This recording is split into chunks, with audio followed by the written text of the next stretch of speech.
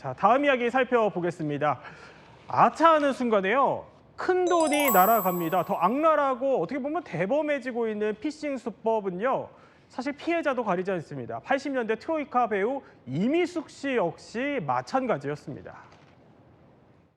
통장 털려갖고 요즘 뭐니 이거 해갖고 한 5, 6천만 원 날라갔어. 카드가 여기 심어져 있잖아. 옛날에 그 카드 심어져 있는 걸 다 결제를 한 거야.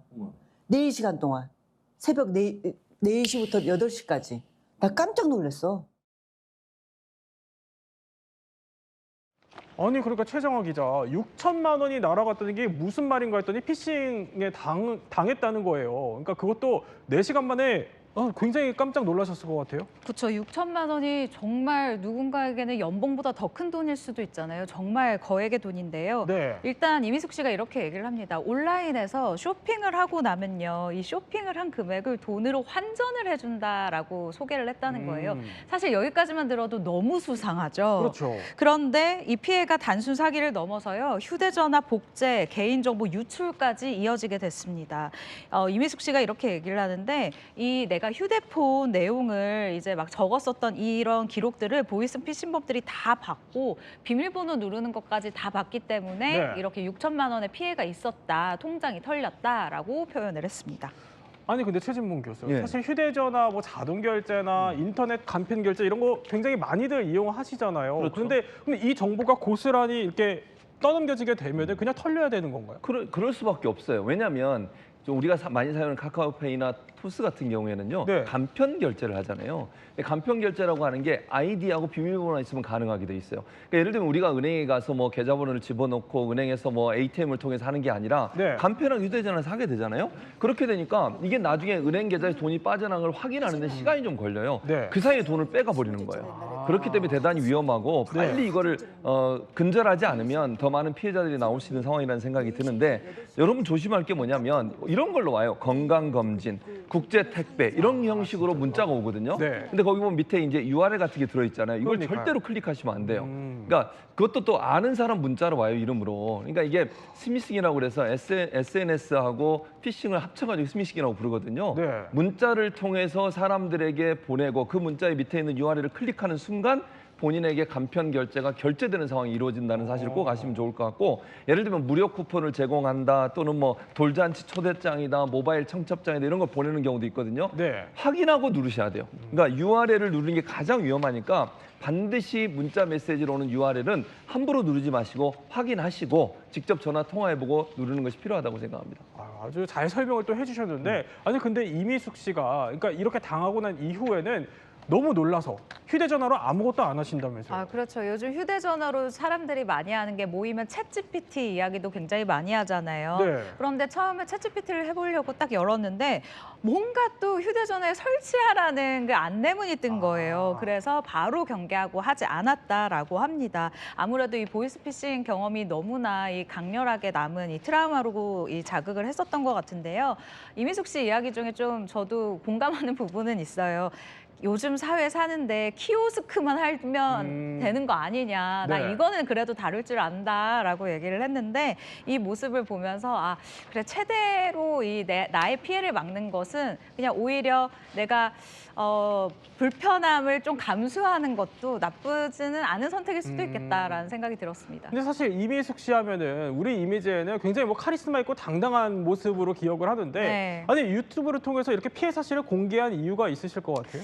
그렇죠. 일단 이미숙이라는 이 이름 3글자만 들으면 우리가 생각할 때 강렬하고요. 카리스마 있고요. 무언가 우아한 이미지, 뭔가 지식인의 이미지가 떠오르기도 하는데요.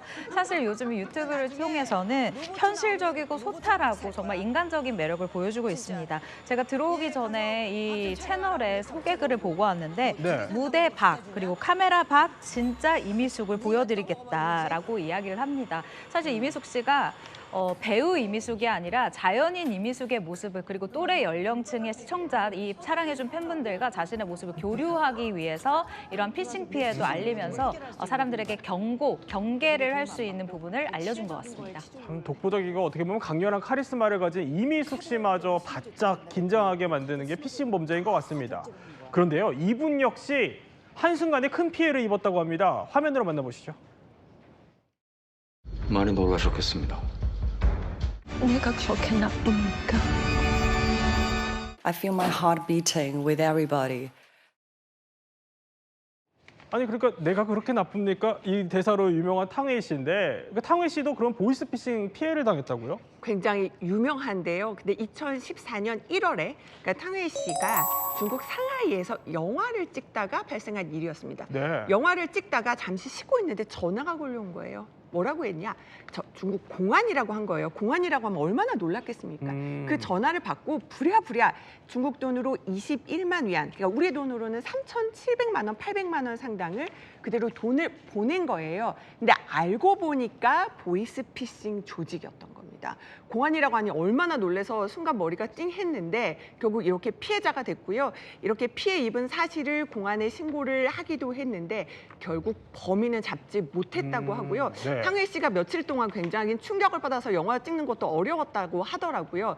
제가 이거 관련해서 하나 일화를 더 말씀을 드린다면 워낙 그 탕웨이 씨가 이 보이스피싱 당했던 일화가 얼마나 유명을 했냐면 몇 년 전에 드라마가 한 편 있었어요. 유인나 씨가 주인공이었는데 유인나 씨 동생이 보이스피싱을 당했거든요. 거기에 야, 그 유명한 배우 탕웨이도 보이스피싱을 당했어. 그러니까 너무 슬퍼하지 마 하고 위로하는 장면이 나왔는데 또 그 드라마 장면이 또 중국에서 화제가 되는 경우도 있었습니다. 그렇군요. 그런가 하면요.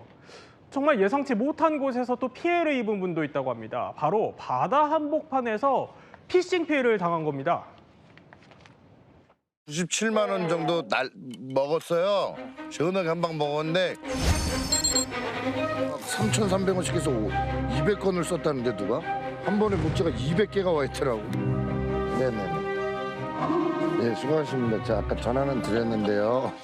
지금 계속 이제 처리 중에 있는데 화가 머리끝까지 나요.